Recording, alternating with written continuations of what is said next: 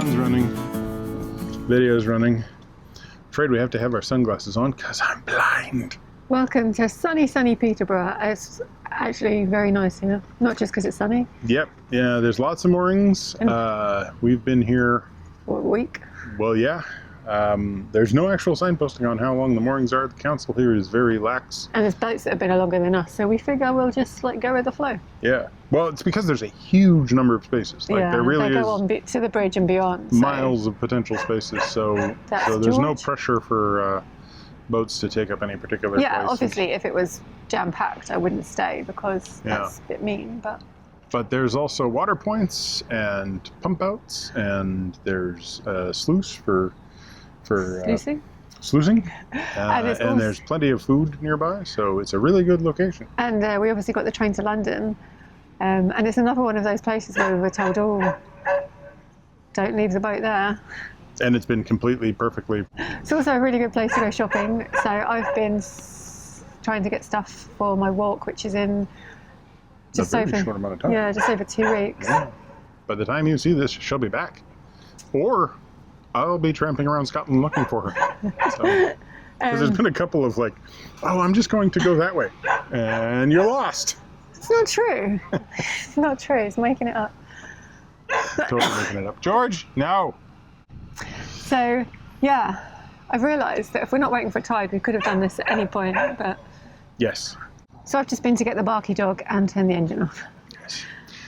Yeah, so the plan was to go through Dog-in-A-Doublet Lock, all the way down past Wisbeach to Sutton Bridge, which is about, I think, 3 miles away from the actual mouth, where we would wait for the water to drop to slack tide. Then we would go out to the, basically there's 2 lighthouses that mark the point where you don't want to go much further because of the, very low water in places down there.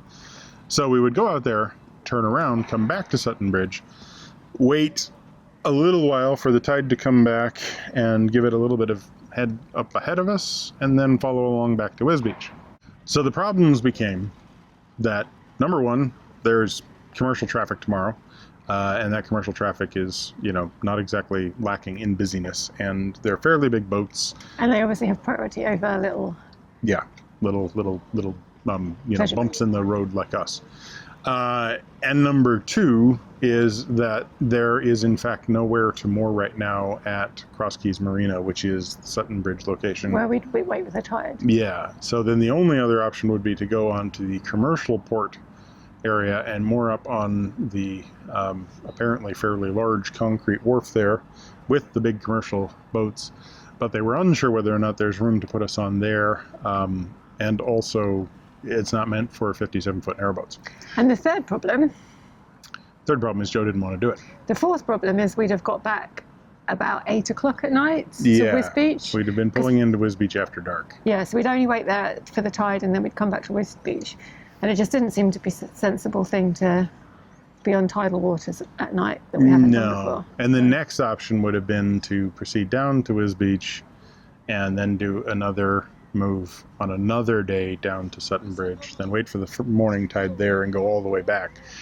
The reason for not doing any of that also, on top of any of this, is the fact that tomorrow is basically the spring tide, so we're looking at the highest tide to begin with. Now up this end and up in Wisbeach end, that's not a problem, but once you get down further, we'd be looking at a fairly high change of water with commercial traffic. The commercial traffic being there because there's a really high change of water. So I hope you're not too disappointed.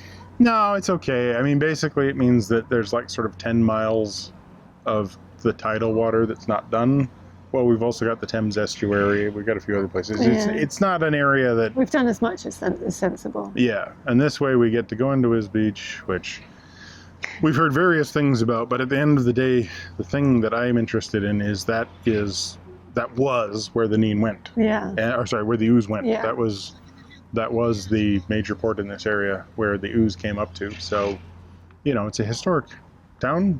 Apparently it's gone through a little bit of a downturn over the last century. But we'll find out for ourselves.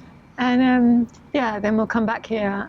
Michael's got to go to London for a medical appointment, and then we'll push down the Nene, or the Nen. To the very large number of locks that will lead us out onto the Grand Union. Yeah, and we're hoping to get to, hoping to do it in 2 weeks, so we can get to Northampton so that I can go on my walk. And if we don't do all of it, I think there's a station at Wellingborough. Okay. So that's the other option. Well, good.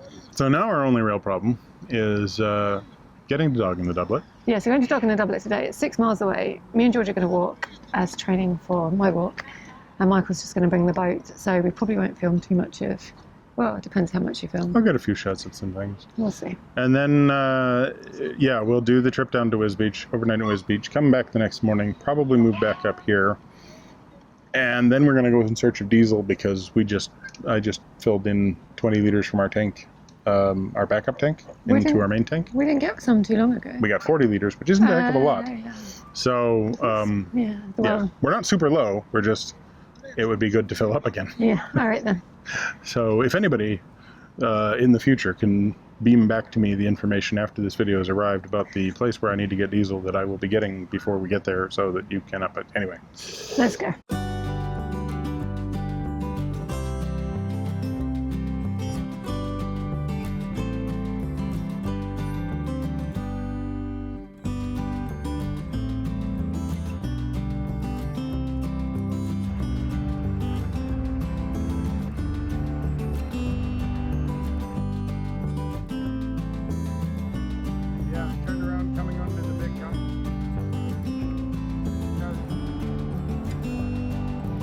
George and I are a mile into the walk. It's a very nice day. We've just stopped by the second bridge that Michael's going to come to because he's just radioed me to say that he's set off, he's turned around and he's on his way. So I thought I'd just sit here, even though I've only done a mile, and wait for him, just because there's a step and there's some cows across the river having a drink, and it's just nice to stop in the sun so I can see him in the distance. So once he's gone past, we'll do the other 5 miles to Dog-in-a-Doublet.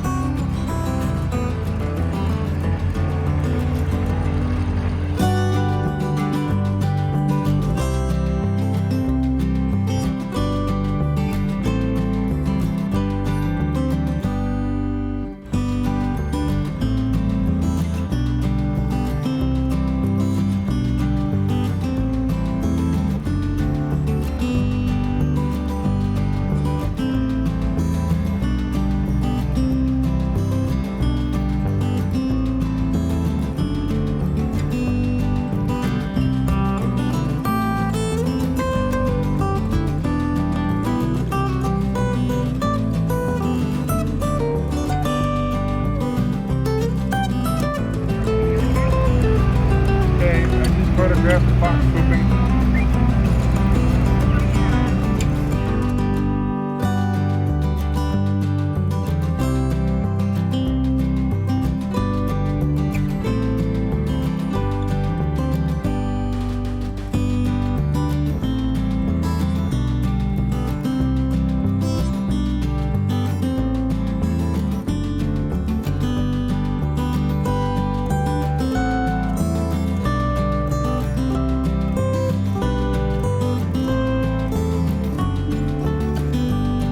2 miles in now, and me and George are loving life up here. There's just fantastic views out across the other side of the river, and then there's some waterworks behind me. But other than that, it's just gorgeous.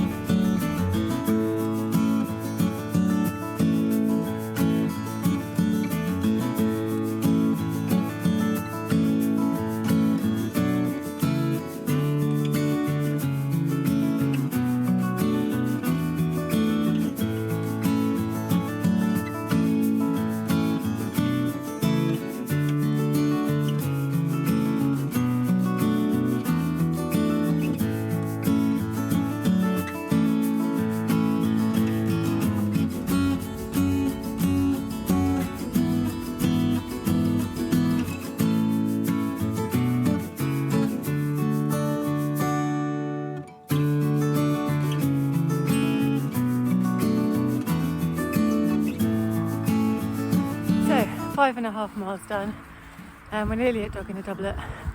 It's quiet at the moment, but the second half of the walk isn't that great because there's a busy road that runs between us and the river, and there's lots more cars coming. Hopefully Michael is moored up and waiting. Hopefully.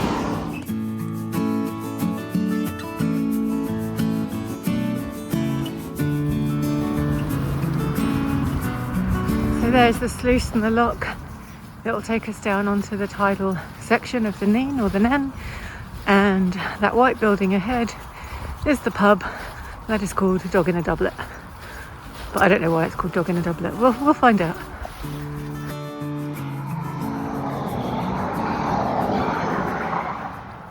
Okay, we got a brief moment between cars. This is lovely and idyllic, and there's a beautiful sunset potential behind us. But there's a road in front of us behind the boat. But yeah, there's this really busy road. Other than that, it's gorgeous here. Yeah. And the road's just maybe 8 or 9 feet off the side of the mooring here at Dog-in-a-Doublet. So, there's the lock that will take us down to the tidal section. Yeah, so the noise definitely adds up, but we'll try and do it between the movements. So basically, I just came in a straight line 6 miles. Good fun. How was it? It was fine. There was a little bit of weed here and there. There's a lot of weed there. Yeah, a lot of weed behind us. There was some sunken boats that I got some shots of. A few bridges with some cattle. I saw a fox just in the middle of a field. Doing a poo. Got a shot of it. Well, it was doing a poo eventually. I scared it and it was running off, and then apparently it decided to lighten its... you scared it and it pooped to its pants. Yeah. Pretty neat to see a fox moving around like that, though. They're not a... You don't have them in America, so, you know. And it definitely wasn't a coyote. Yeah. It's really quite interesting how quickly Peterborough just peters out. Yeah. And suddenly you're just back in the fields. You didn't get to see the views, but yeah, it's just pretty much just all along here there's farms. Yeah.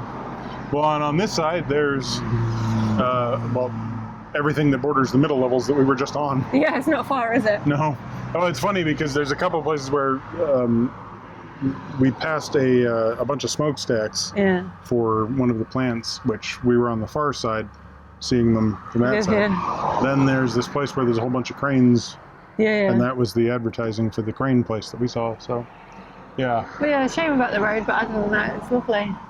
Yeah, and it's just for one night, and the road will quiet down, no doubt, so yeah. You know, but otherwise, nice day, sunny, still not too warm, not too cold, and you know, nice enough day that somebody got a hot air balloon out and put it up there, so that's pleasant. Yeah, first thing in the morning tomorrow, well, it'll now be 11 o'clock in the morning tomorrow, because if we leave at 10 o'clock, we will be arriving on the still outgoing tide, and we will watch the mooring whiz past us at 7 to 10 miles an hour. Because we're leaving at 11, we'll be arriving on slack tide, so we'll just be able to nicely spin around and come back. That's the plan anyway. That's the plan.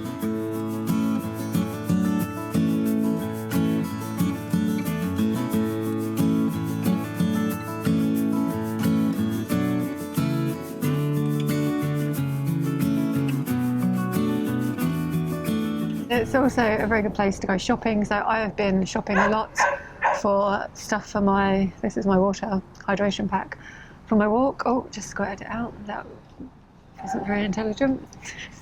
Live and learn. I'm going to get George what you tell this bit. Okay. But you carry on. All right. Am I carrying on? Yeah. Or am I just waiting for you? Okay. Well, should I wait? I'll wait. George is coming back. George is coming back, and when George returns, George will return Georgify. He will be Georgianus in his Georgiosity. What he won't be is a good dog, because he's a great dog. He's a perfect dog. He's a wonderful dog. He's a naughty, naughty dog. George, I'm right here. Right here, George. Right there. Defiant, willful beastie. Yeah. You're cute. It's nice to see a transformer when I pulled up. Okay, in there we go to the food now with the making. and try not to get shot by anybody with a blaster rifle. The little boy on the next boat. Yeah, who's got a little Star Wars blaster rifle. So yeah, the next boat has got what's that thing on it? It's an Autobot sigil. So what did you say to the guy? Well, I was like, how do we get it to transform? Do we have to, like, you know, unscrew one of the pump out caps or something? You know, what do we do to get it transformed? And then he was like, that's what everyone says. How many times has he heard? Apparently he hears it every day. So I had to mention it. All right.